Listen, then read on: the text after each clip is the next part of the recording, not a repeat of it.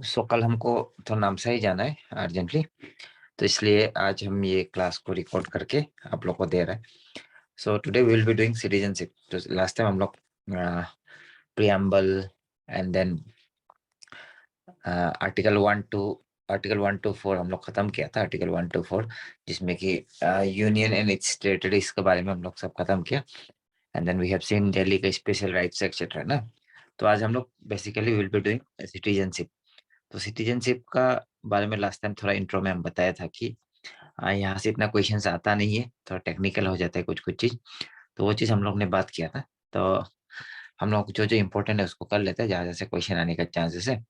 And then when we will be having the live classes, उसमें और भी detail में हम लोग थोड़ा कुछ कुछ चीज डिस्कस कर लेगा, जो कि आपका ये जो डिस्क्रिप्टिव टाइप वाला क्वेश्चंस क्या क्या आ सकता है, जो एनआरसी हो गया, एनपीआर हो गया, वो सब चीज को we will discuss. And then citizenship का जो अमेंडमेंट बिल वगैरह आया था, एक्ट आया है तो नया वाला, उसको भी हम लोग डिस्कस कर लेंगे। तो सिटीजन कौन होता है? तो first of all, who are citizens? Okay, तो citizens are basically those people who enjoys basically enjoy civil and political rights ना। तो दिस आर कॉल्ड सिटीजन्स। तो जिसका पास सिविल पॉलिटिकल राइट्स वगैरह होगा वो सिटीजन्स होगा। एंड देन सब्जेक्ट कौन होगा? सब्जेक्ट वो होता है जिसका पास सिविल्स एंड पॉलिटिकल राइट्स वगैरह नहीं होता है, दो आर कॉल्ड सब्जेक्ट्स। ओके, तो उसको सब्जेक्ट बोलते हैं, गुलाम ना।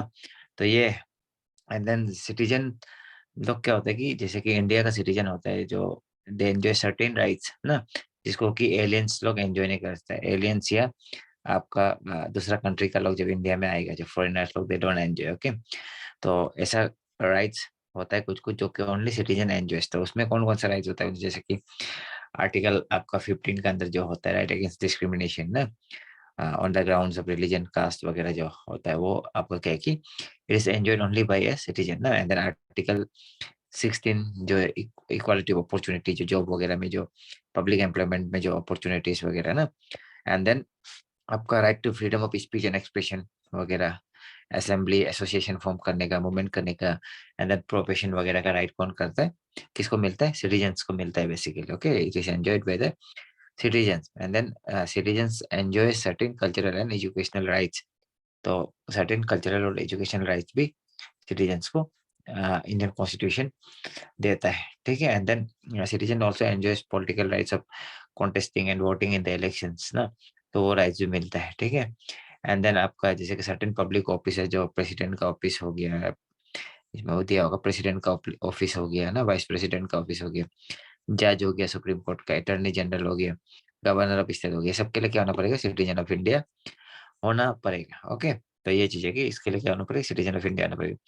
तो इसी का अपोजिट में क्या होता है कि आपका एलियंस होता है ना।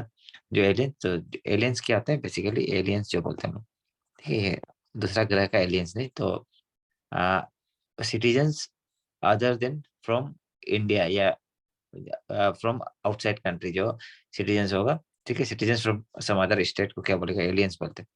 तो एलियंस में क्या होता है कि एलियंस में भी आप लोग करंट अफेयर्स में देखते हैं, फ्रेंडली एलियंस होता है, एंड देन एनिमी एलियंस होता है। तो फ्रेंडली एलियंस एक होता है, ठीक है। तो फ्रेंडली एलियंस को कौन होता है? Basically subjects of those countries that have cordial relation with India ना। तो जिसका पास इंडिया का, जिसका साथ अच्छा रिलेशन होगा, तो वहाँ का जब आदमी लोग हम लोग इधर आएगा, तो they will be basically friendly aliens. और एनिमी एलियंस कौन होगा? जैसे पाकिस्तान का हो गया ना, तो जिसके साथ इंडिया का वार हुआ है, ठीक है।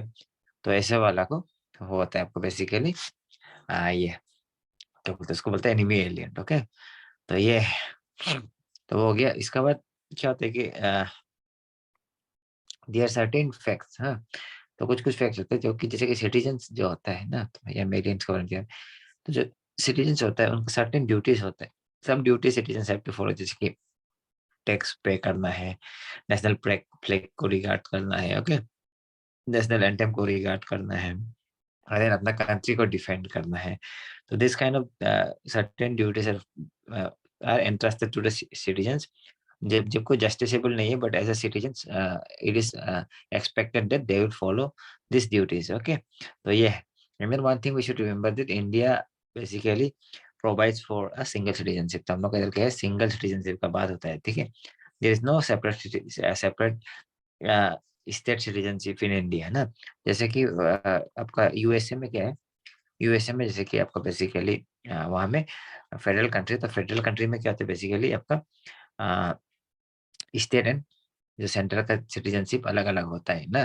जैसे कि अपना-अपना स्टेट में अलग सिटीजनशिप होगा, फिर सेंटर में एक इंडिया जैसे कि इंडिया का एक अलग सिटीजनशिप, अरुणाचल का एक, ऐसे टाइप का डुअल सिटीजनशिप होता है, बट इंडिया में सिंगल सिटीजनशिप है। तो वो चीज़ हम लोग लास्ट टाइम भी देख चुका था। ओके, तो we have seen this things. तो इवन स्विट्जरलैंड में भी आपका क्या है कि डबल सिटीजनशिप का कॉन्सेप्ट होता है ना, ये स्विट्जरलैंड में भी, ठीक है? तो स्विट्जरलैंड में डबल सिटीजनशिप का कॉन्सेप्ट तो ये सब चीज़ को देखते हैं। तो अभी हम लोग क्या करेंगे कि यहाँ में बहुत सारा कुछ दिया हुआ है, ठीक है? If needed we will see. तो बेसिकली हम लोग क्या करना है कि आर्टिकल्स को जानना है। तो आर्टिकल 5 से शुरू है सिटीजनशिप। तो लास्ट टाइम हम लोग 4 तक किया था। तो 1 टू 4 क्या है बोलने से you should have an idea, and then जो 5 टू आपका 10, 11 क्या है बोलने से you should have an idea. Okay? ऐसा करके आपको आइडिया रहना चाहिए कि इसमें सिटीजनशिप के बारे में है करके ना, कि सिटीजनशिप कैसे मिलेगा, एंड सिटीजनशिप क्या करने से सिटीजनशिप आपका सिटीजनशिप का से आपको डिवॉइड कर दिया जाएगा। ओके, तो दो थिंग्स है। तो बेसिकली क्या होता है कि आर्टिकल आपका 5 ना, तो आर्टिकल 5 से शुरू, तो आर्टिकल 5 में क्या बोलते हैं कि आर्टिकल 5 क्या बात करते हैं, citizenship at the common citizenship, जो जो कॉन्स्टिट्यूशन कमेंसमेंट हुआ था। Okay, at the commencement of the constitution, at the commencement of the constitution का बात करते हैं। कॉन्स्टिट्यूशन जब बना था उस समय सिटीजनशिप का उस समय का सिटीजनशिप के बारे में बात करते हैं ना। इसके बाद आर्टिकल 6 जो होता है, ठीक है? तो इसमें आप सबको मिल जाएगा सब कुछ। तो आर्टिकल 6 क्या के बारे में बात करता है? आर्टिकल 6 बात करता है राइट्स ऑफ सिटीजनशिप, ठीक है? जो राइट्स ऑफ सिटीजनशिप का बात करता है, जो कि migrated to India from Pakistan ना, तो जो कि आपका पाकिस्तान से इंडिया में आया था, ठीक है? तो आर्टिकल 6 किसका होता है? पाकिस्तान टू इंडिया का बात करते हैं, ठीक है? माइग्रेट होने वाला का बात करते हैं। एंड देन आर्टिकल 7 क्या का बात करेगा? Article 7 talks about citizenship of certain migrants to Pakistan, जो पाकिस्तान में जो चला गया था ना, वैसे वाला का राइट्स का बारे में बात करता है, ठीक है? तो बेसिकली आर्टिकल 5 क्या के बारे में बात करता है? आर्टिकल 5 जो कॉन्स्टिट्यूशन कमेंसमेंट जब हुआ था अपना 1950s में, उसका बात करता है। आर्टिकल 6 क्या का बात करता है? जो सिटीजन लोग आपका पाकिस्तान से माइग्रेट होकर इंडिया में आए। आर्टिकल 7 क्या बात करता है बेसिकली? जो लोग पाकिस्तान में चला गया माइग्रेट होकर, ठीक है? तो फिर आर्टिकल 8 क्या बात करेगा? तो आर्टिकल 8 बात करता है आपका basically, it talks about certain person of Indian origin residing outside India, ठीक है? इंडियन ओरिजिन का पीपल जो इंडिया से बाहर में रह रहा है उसका बात करता है ना। तो ये है। उसके बाद फिर आर्टिकल 9 क्या का बात करता है? This is important. ओके, तो आर्टिकल 9 बात करता है उस आदमी का जो कि वॉलंटरीली आपका क्या हो रहा है, वो दूसरा का स्टेट का आपका क्या कर रहा है, सिटीजनशिप ले रहा है। जैसे अक्षय अक्षय अक्षय कुमार ने कनाडा का सिटीजनशिप ले लिया, तो ऐसे करके ना, जो वॉलंटरीली सिटीजनशिप ले रहा है, ठीक है? उसका है। तो इसमें क्या बोलता है, इसका अंदर क्या बोलता है आर्टिकल आपका इसका अंदर में, no no person shall be a citizen of India by virtue of article 5 और deemed to be a citizen of India by virtue of article 6 और 8 ना, if he has voluntarily acquired citizenship of any foreign state. तो अगर foreign state का citizenship ले लिया तो India का सिटीजन नहीं रहेगा bye virtue of article 5, bye virtue of article 6 या नहीं, है ना? तो वो चीज़ का बात करता है, ठीक है? तो ये है आर्टिकल 9 में, ठीक है? तो आर्टिकल 9 में तो ये चीज़ है, तो ये सब चीज़ यहाँ में दिया हुआ है, ठीक है? तो आर्टिकल 5 में देखिए, जो डोमिसाइल ऑफ इंडिया ना, तो इसको हम थोड़ा देखते हैं ना, तो ये है। तो बेसिकली इसका आर्टिकल 10 में क्या बोलता है आपका? कॉन्टिन्यूएंस ऑफ सिटीजनशिप। आर्टिकल 10 में क्या का बात करता है? कॉन्टिन्यूएंस ऑफ सिटीजनशिप का, ठीक है? कॉन्टिन्यूएंस ऑफ सिटीजनशिप का बात करते हैं, ठीक है? तो आर्टिकल ये 10। तो बेसिकली ये क्या है कि आपका इसमें क्या बोलता है बेसिकली कि all though citizen, every person ना, हु इज हु इज और is deemed to be citizen of India under any of the foregoing provisions of this part shall subject to the provisions of any law that may be made by the parliament continues to be such citizen, ठीक है? तो basically article 10 क्या बोलता है कि continuance of the right of the citizens का बात करता है ना, कि सिटीजनशिप का राइट्स का कॉन्टिन्यूएंस के बारे में बात करता है, ठीक है? एंड देन आर्टिकल 11 क्या का बात करेंगे बेसिकली? आर्टिकल 11 जो पार्लियामेंट को पावर देता है कि to regulate the rights of the citizenship by law. Okay, तो वो चीज का राइट किसको देता है? पार्लियामेंट को देता है। तो अभी हम लोग देखते हैं कि इसमें तो दिया हुआ है सब ना, तो हम लोग देखते हैं कि एक्विजिशन वगैरह कैसा करके होता है, ठीक है। तो लेट्स सी कि कुछ नोट्स में छूटा है क्या फर्स्ट ना। तो आर्टिकल 5 क्या का बात करता है? पहले हम बताए कि कॉमेंसमेंट ऑफ द कॉन्स्टिट्यूशन जब हो रहा है उसका बात करता है, ठीक है। कॉमेंसमेंट ऑफ द कॉन्स्टिट्यूशन में ना, तो वो क्या बोलते हैं बेसिकली आर्टिकल 5, तो person who had his domicile in India and also fulfil any one of the three conditions ना, any one of the three conditions, तो तीनों में से एक होना है, ठीक है। अगर इंडिया में भी जन्म लिया है ना, और if either of his parents was born in India, ठीक है, either of his parents was born in India, तो माँ पिता में से कोई भी एक अगर इंडिया में जन्म लिया था, कब जन्म लिया था? जब commencement of the constitution of India ना, उस समय जन्म लिया था, ठीक है, उस समय इंडिया में था ना, तो ऑर्डिनरी रेसिडेंट था। तो क्या होगा कि basically ordinary resident of 5 year, तो क्या होगा बेसिकली सिटीजन ऑफ इंडिया हो। तो बस कॉन्वेंशन बहुत ज्यादा है, याद करना मुश्किल होता है, ठीक है। तो आर्टिकल 6 क्या बोलते हैं बेसिकली? आर्टिकल 6 का बताया था बेसिकली। आर्टिकल 6 क्या के बारे में बात कर रहा था? जो migrate those who migrated to India from Pakistan के बारे में बात करते हैं ना। A, a person who migrated to India from Pakistan के बारे में बात करते हैं, एज आई सेड, ओके।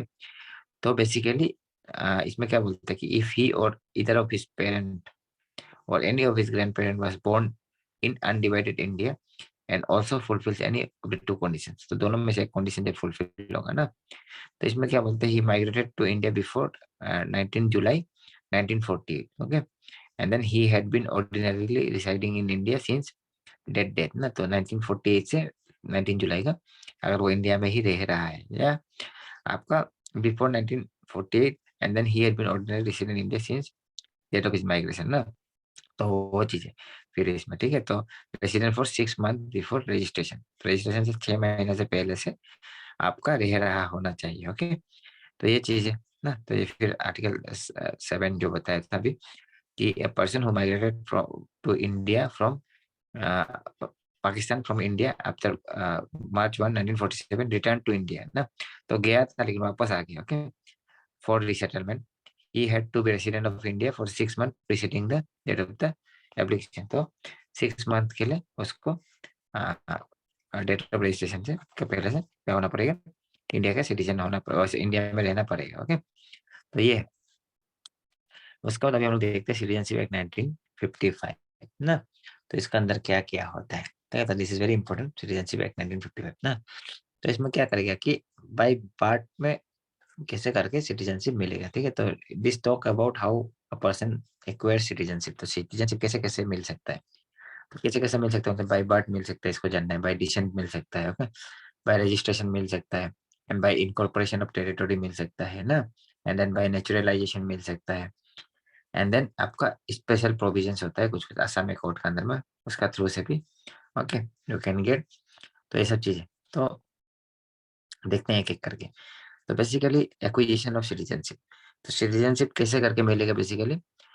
तो बाई बर्थ अगर जन्म से है तो ना, तो वो है, ठीक है। तो आपका बिटवीन 26 जनवरी 1950 ना, 26 जनवरी 1950 टू 1 जुलाई 1987 का बात करता है, ठीक है ना। A person born in India on or before January 26 1950 but before 1987 is a citizen of India by birth, ठीक है। तो 1 July 1987 is the cutoff ना, तो बिटवीन 26 जनवरी 1950 से लेके आपका 1987 तक, ठीक है। तो irrespective of his or her his or her parents nationality, he she will be the citizen of India, ठीक है।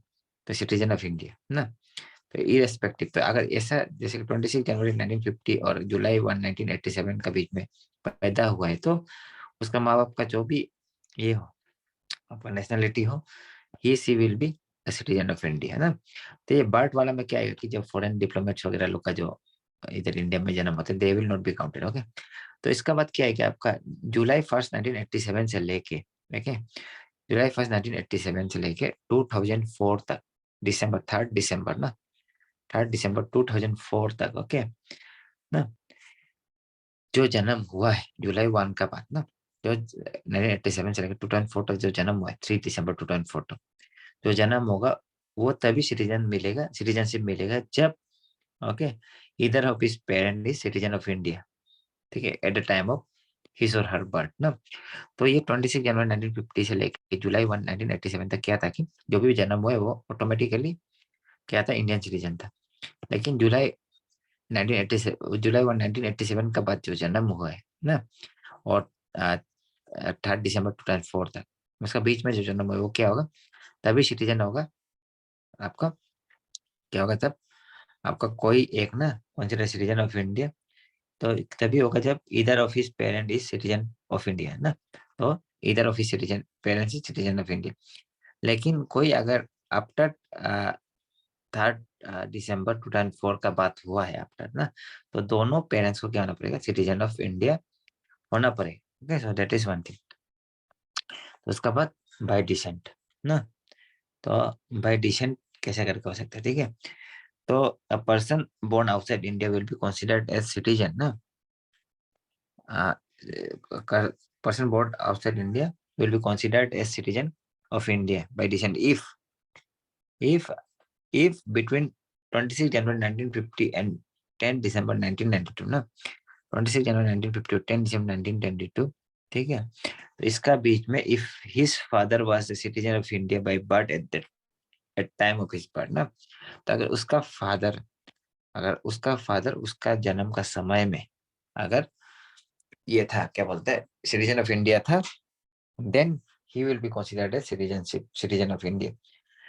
लेकिन लेकिन ठीक है, 1992 से लेके जो 1992 का डेट है उसका और 2004 तक ना, तो 2004 तक अगर पैदा हुआ है, ठीक है, if either of his parent was a citizen of India by birth at that time, ठीक है, तब आपका क्या होगा कि basically he will be regarded as citizen of India ना, सिटीजन ऑफ इंडिया।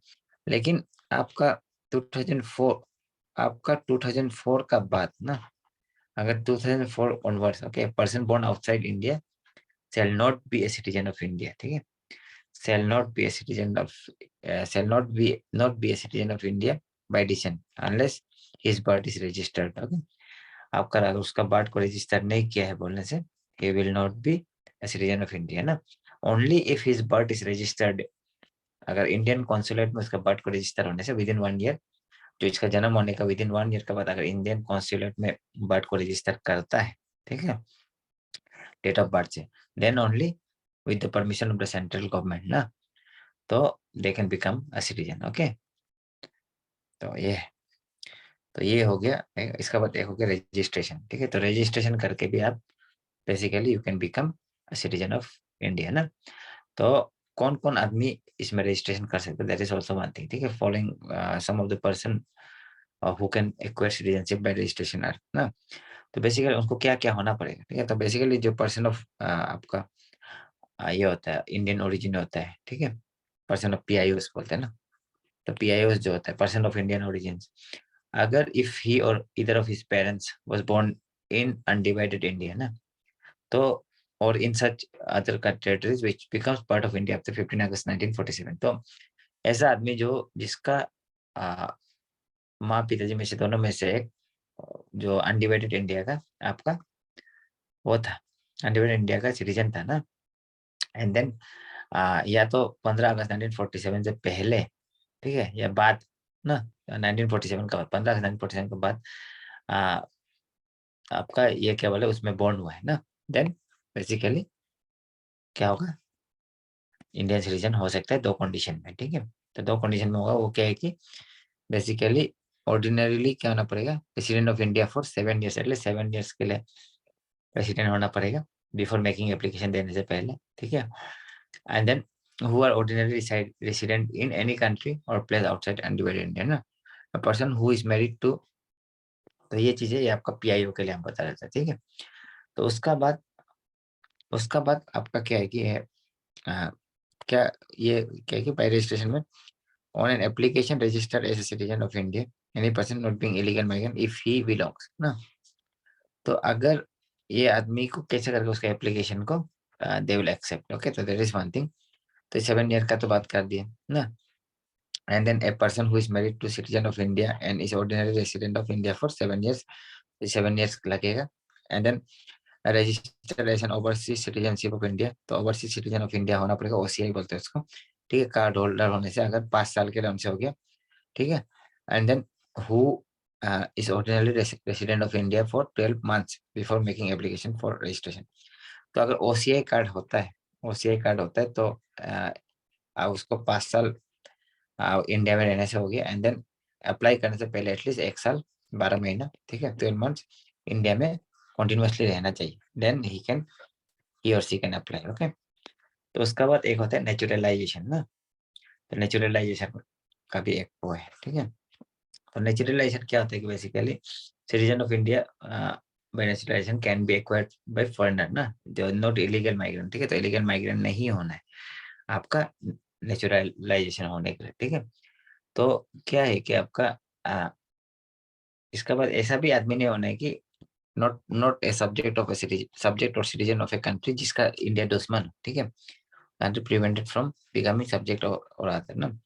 तो या तो आपका जो एलियन वाला जगह, जो मतलब जैसे कि ऐसा कंट्री में नहीं होना जहाँ में इंडिया का आदमी को सिटीजनशिप बनने में अलाउ नहीं करेगा, ठीक है। तो where citizen of India are prevented from becoming subject of or citizen ना। तो जैसे कि ऐसा कंट्री नहीं होने जहाँ में इंडिया का सिटीजन को भी सिटीजनशिप एक्वायर करने का राइट ना हो, ठीक है। तो वो है, तो अगर इंडिया में वो आदमी को सिटीजनशिप बना रहे तो इंडिया का आदमी भी वो कंट्री में उसका कंट्री में जाके बच सकना ना। तो जो भी है, तो ऐसा चीज है नेचुरलाइजेशन ना। And then he undertakes to renounce citizenship of the origin country in event of his application for Indian citizenship, ठीक है। तो बोलना पड़ेगा कि आपको टेस्टिमोनी देना पड़ेगा कि okay I will renounce citizenship of फलना फलना that country if I am given the citizenship of India ना। एंड देने के बाद तो छोड़ना ही पड़ेगा, ठीक है। एंड देन आपका गुड कैरेक्टर तो होना ही पड़ेगा, ठीक है, you should have a good character. Then एक लैंग्वेज में भी, जो 8 शेड्यूल का एक लैंग्वेज में भी, हमें नहीं है शायद, ठीक है, जो 8 शेड्यूल का एक लैंग्वेज में भी प्रोफिशिएंसी होना पड़ेगा, ठीक है। तो 8 शेड्यूल में जो लैंग्वेज है हम लोग का ना, उसमें भी प्रोफिशिएंसी होना पड़ेगा एक, ठीक है, गुड कैरेक्टर भी होना पड़ेगा। एंड देन इंडिया में रहेगा बोल के, ठीक है, intention to reside in India or to enter into or continue in, ठीक है, service under a government of India ना।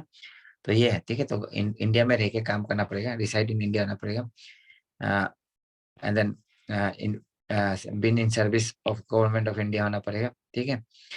सच a child attains the age of 18 the may resume Indian citizenship, ठीक है। तो ये, तो ये हो गया। इसके बाद आपका इनकॉर्पोरेशन ऑफ टेरिटरी ना, तो जैसे कि आपका when Pondicherry become part of India, तो जैसे कि किसी टेरिटरी को जब इंडिया इनकॉर्पोरेट कर लेता है आपका, तब क्या होता है कि पीपल विल बिकम, उसका उस जगह का आदमी लोग क्या होगा, इंडिया का सिटीजनशिप एक्वायर कर लेगा, ठीक है।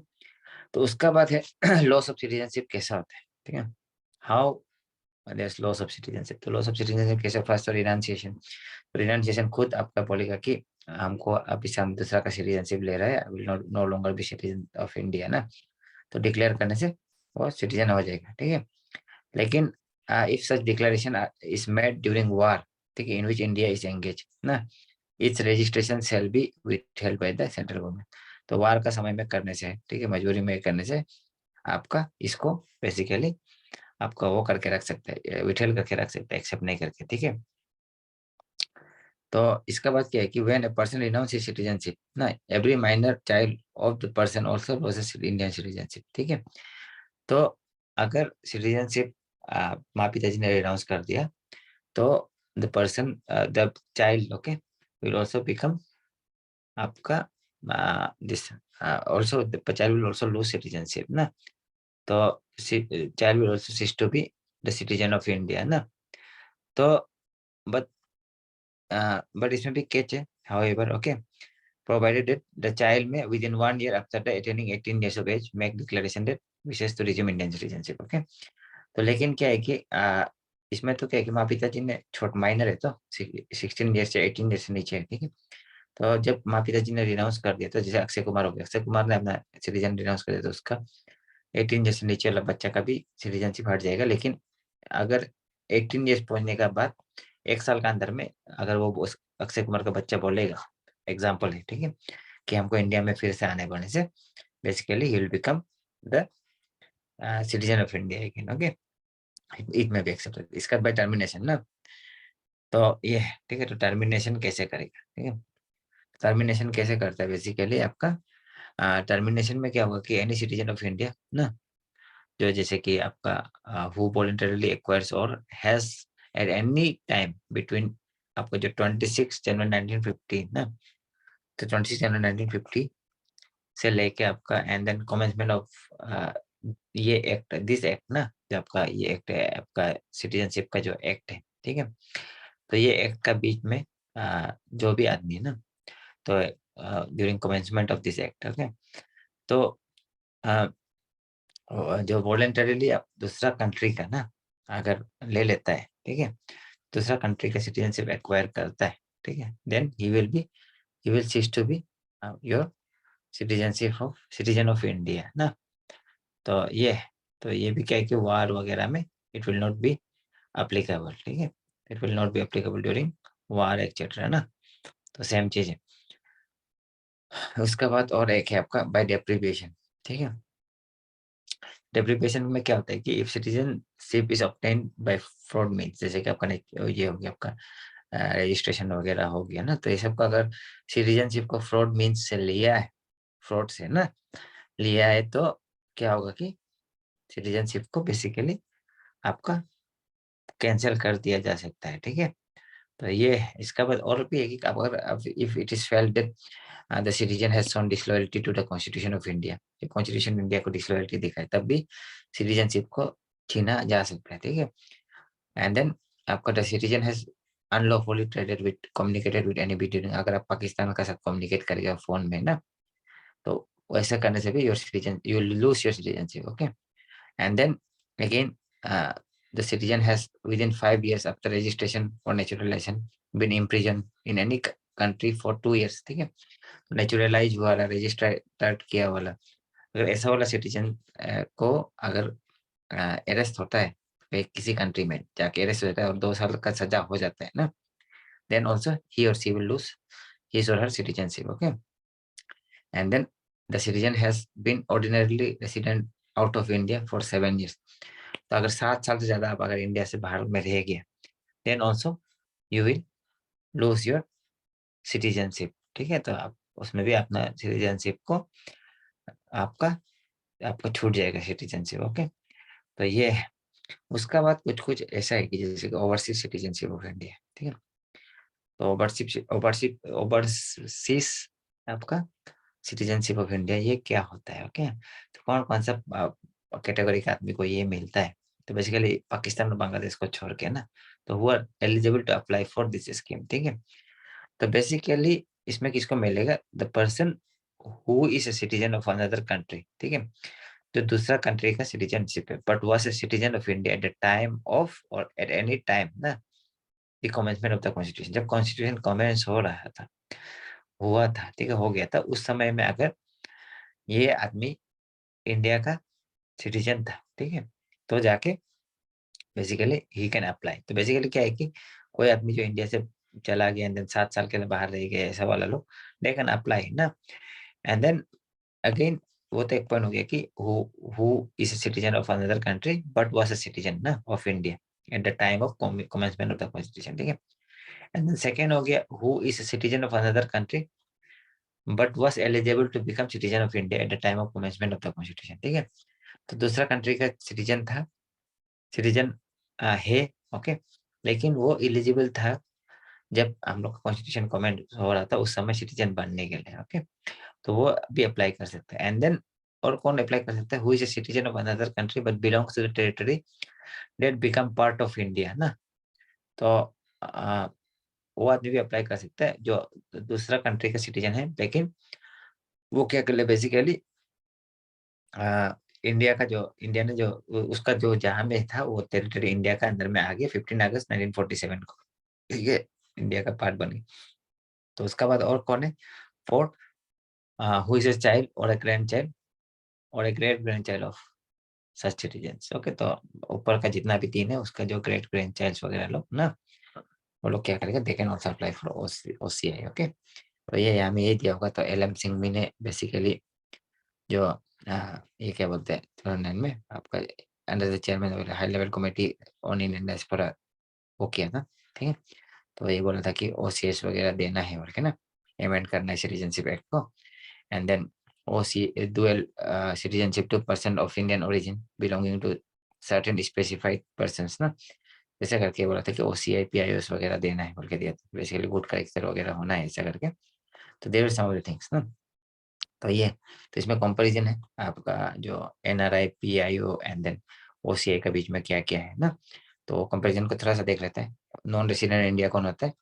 An Indian citizen who is ordinarily residing outside India and holds Indian passport. तो इंडियन पासपोर्ट होगा इनका पास, ठीक है, एनआरआई के पास। तो पीआईओ का पास क्या होगा? A person who or whose any of ancestor was Indian national and who is presently holding another country's citizenship nationality, that is he is holding foreign passport। Basically PIO का पास foreign passport होगा ना, and then उसका लेकिन परदादा दादा कोई Indian citizen था, okay. And then क्या होगा ये? ओसीआई क्या है? A person registered as overseas citizen of India, तो इसको रजिस्ट्रेशन कर सकते हैं। एंड देन ये कार्ड किसका अंदर? सिटीजनशिप एक्ट 1955 का ना, we have seen that act was amended, okay. तो ये तो बेसिकली इसका बाद एनआरआई को क्या क्या मिलता है? ऑल बेनिफिट, इंडियन सिटीजनशिप को जितना बेनिफिट मिलता है उसको भी सब बेनिफिट मिलता है, ठीक है। वीजा सीजा नहीं चाहिए इंडिया में आने के लिए। तो इसको कुछ स्पेसिफाइड बेनिफिट नहीं है पीआईओ को, ठीक है। And then activity as per type of visa obtain, ठीक है। तो वीजा चाहिए तो जो टाइप का वीजा लाएगा वैसा टाइप का आपको मिलेगा, ठीक है, एक्टिविटीज करने का। एंड देन आपका ओसीआई को क्या मिलता है? आपको multiple life long visa for visiting India for any purpose ना, and require a special permission to undertake research work in India, ठीक है। तो रिसर्च वर्क करने के लिए भी स्पेशल परमिशन आपका इंडिया में दिया जा सकता है, ओके। तो ये सब चीज है बेसिकली ना। बेसिकली क्या एनआरआई क्या है? बेसिकली इंडियन सिटीजन है जो बाहर में इंडिया का पासपोर्ट भुगता है। पीआईओ क्या है कि किसी उसका एंसेस्टर इंडिया में था, ठीक है, फॉरेन, अभी फॉरेन का फॉरेन बेसिकली पासपोर्ट लेता है एंड देन फॉरेन में सेटल्ड है ना, सिटीजन भी दूसरा का है। पीआईओ क्या है? ओसीआई क्या है? ओसीआई लोग अपना आपको सिटीजनशिप एक्ट 1955 के अंदर में रजिस्टर करके ओसीआई कार्ड भुगता है। तो that is the thing, okay. तो थोड़ा सा और देख लेते हैं हम लोग क्या करते हैं कि सिटीजनशिप अमेंडमेंट एक्ट ना, तो बहुत सारा इसका अगेंस्ट में का मांगना लगे बहुत चला था, ठीक है। अमेंडमेंट एक्ट 2019, ठीक है। तो कहा बोल के बहुत सारा चला था इसका अगेंस्ट में ना, गुवाहाटी वगैरह में। तो बेसिकली ये क्या है बेसिकली ना? तो बेसिकली सिटीजनशिप अमेंडमेंट एक्ट 2019 क्या होता है कि बेसिकली इट इट प्रोवाइड्स जो इलीगल माइग्रेंट्स ना, जो 4 कंडीशन फुलफिल करने से, ठीक है, fulfil will not be treated as illegal migrants ना। तो basically illegal migrants who fulfils who fulfils 4 conditions, ठीक है। 4 conditions will not be considered as not equal to illegal, ठीक है। तो इलीगल, तो इसका वजह से बहुत सारा कंट्रोवर्सी हुआ था कि असम में तो पोरस बॉर्डर्स है वगैरह करके ना आ जाएगा, एंड देन बहुत सारे इलीगल माइग्रेंट्स ऑलरेडी है, तो those will become legal and then Assam का डेमोग्राफी में इफेक्ट होगा ऐसा करके, ठीक है। तो ये 4 कंडीशंस क्या क्या था, 4 या 5 जो भी है, ओके।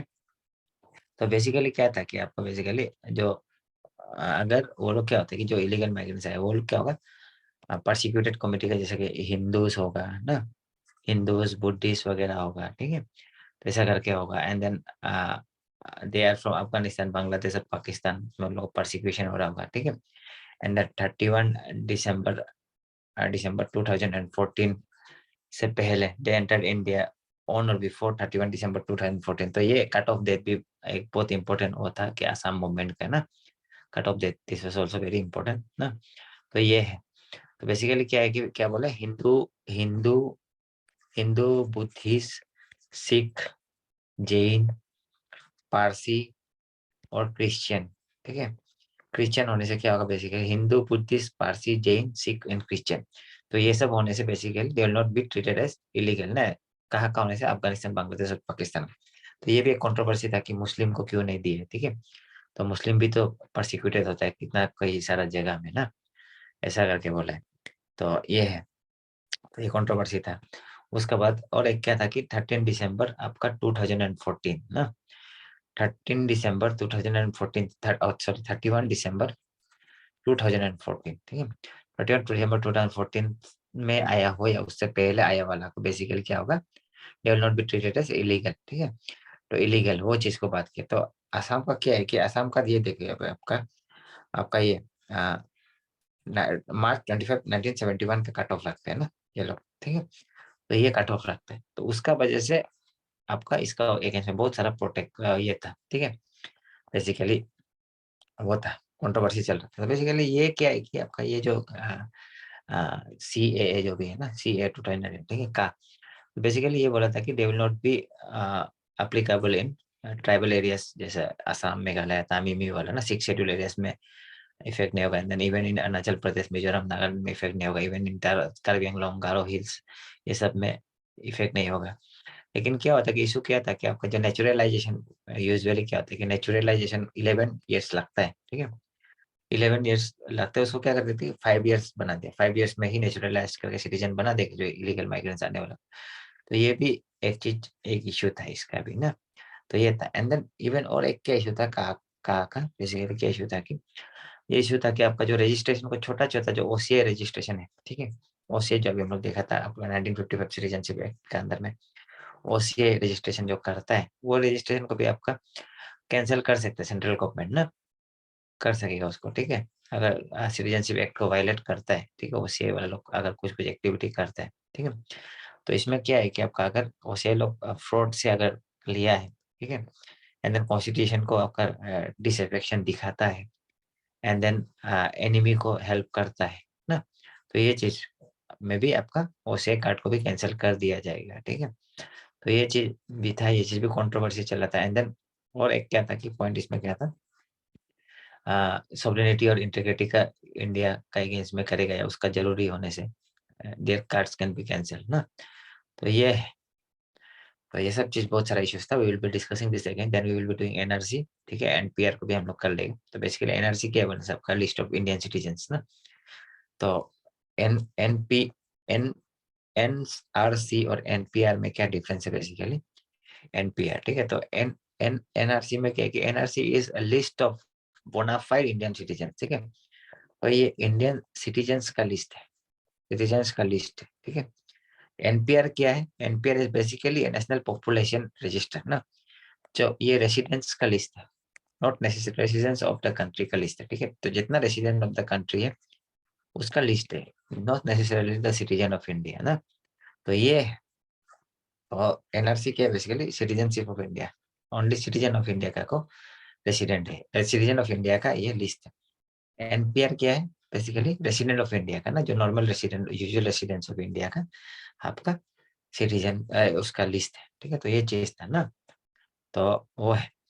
तो बेसिकली लेकिन NPR को भी लेके बहुत इश्यू था, बट हाउएवर आफ्टर जो list of resident is created ना, रेसिडेंट का लिस्ट NPR क्रिएट करने के बाद NRC करेगा बोल कैसे करके चीज था, ठीक है। तो will be discussing this things in the next class more. तो इसको एंजॉय कीजिए आप लोग, ठीक है। तो थैंक यू फॉर अंडरस्टैंडिंग।